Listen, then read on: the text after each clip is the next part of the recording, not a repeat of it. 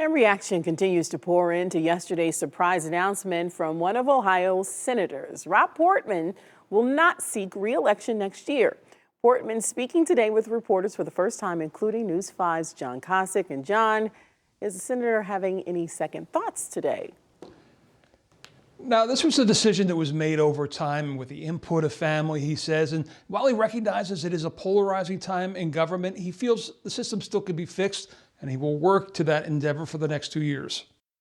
Before being sworn in as a Senate juror in the second impeachment trial of former President Trump, Ohio Senator Rob Portman spoke to a surprise announcement that he will not seek re-election, speaking of the polarization, and not just in Washington. This is not just a congressional problem, and I don't think it's just a problem that has happened in the last 4 years. It's, each party moving more to the extremes, which is rewarded sometimes, and therefore there are fewer people who are looking for that common ground. Portman said he liked what he heard from President Biden in his inaugural address and issued at the time a statement to that effect about working together. But he said the administration's plan to use the process of reconciliation, which they can do without Republican input, to pass a COVID relief package flies in the face of that. My hope is that everybody will, take a breath, step back and say, okay, let's read the inaugural speech again and let's take that approach.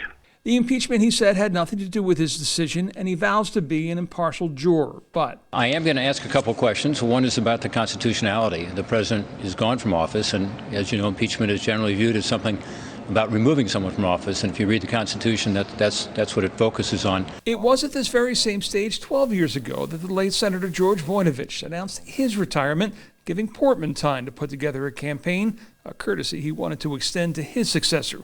I did want to make the announcement now because Jane and I have made up our mind, and also because it allows whoever wants to step forward on our side of the aisle, the Republicans, to be able to have plenty of time to gear up for a statewide race in Ohio. 2 years is a long time, and I'm sure a lot of people are going to show interest in this. And several of whom Portman says he spoke with this morning. Incidentally, Portman was asked flat out, would you consider leaving early, which would enable Governor DeWine to name your replacement, and that would give that Republican a leg up in 2022? He answered one word flat out, no. Live in Shaker Heights, John Kosick, News 5.